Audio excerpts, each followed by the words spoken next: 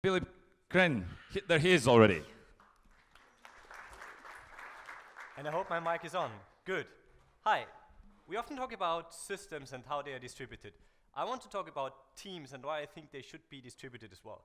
And let's see how we can take that. So just a general feeling, who is working from an office here? Who is working from a co-working space? Who is working from home? Okay. How is it going, working from home? How is that going? Or just to ask differently, who is working from home for 1 day a week? Is that the slacking off day?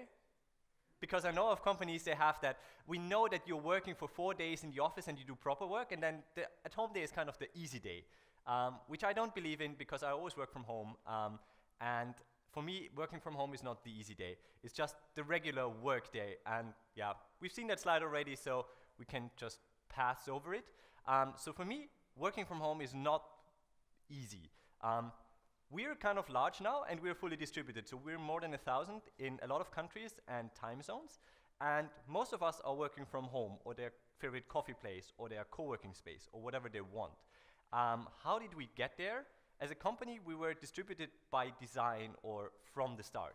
I think it's very hard to make company distributed after the fact, because then you always have these little artifacts flying around, whereas you have still this core.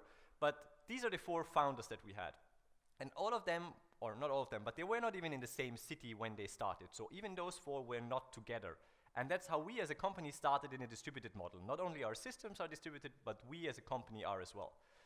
Tooling. A lot of you are probably asking, like, what are we using? Too much email, a lot of GitHub, way too much Slack, and a lot of Zoom. The nice thing about Zoom is it really scales. Like, we have 600 people or so in one video call, and it still works. You still need some shared values to see what is working for you as a company and how do you function. And one of the core values that we have is that you should be treated as an adult. Because we're not going to hire the right people and then tell them what to do every minute of the day, but you're being trusted. Basically, your manager expects you to figure out what is the right thing and do the right thing. Yes, sometimes there is something that nobody wants to do and somebody's voluntold. Sometimes you volunteer, sometimes you're voluntold. But it's kind of expected that you pick up the right thing. The other thing is, while you can always work, you shouldn't work all the time because you have families, you have passions. Working from home doesn't mean it's working all the time.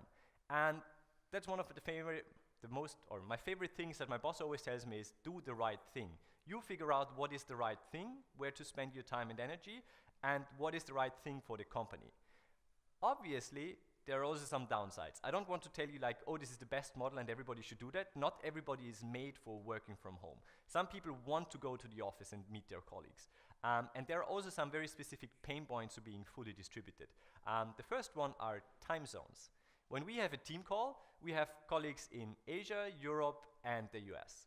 And as soon as you have 3 continents, it will suck for somebody. What we normally do is that we spread the pain. So we have rotating meetings, and I have a call at 6 a.m. in the morning sometimes, which I hate, but that happens. And communication can fail, especially if it's just by email.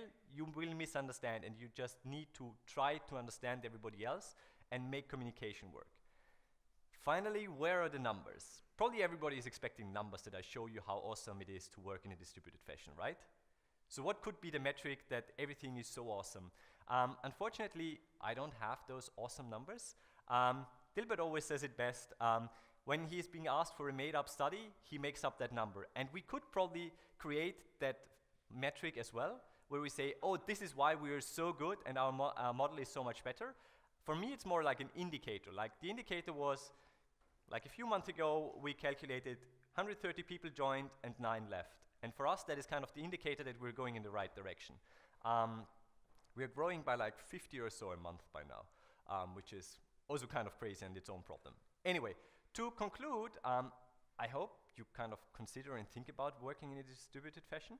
And the final conclusion slide is then one question. Who would want to work from home from now on? Or who could think about it from now on? Well, anyway, think about it, tell your boss. By the way, I don't think we have any colleagues in Latvia yet. If you want to be the first one, let me know. We have a lot of open positions. Probably we can figure something out. Thanks.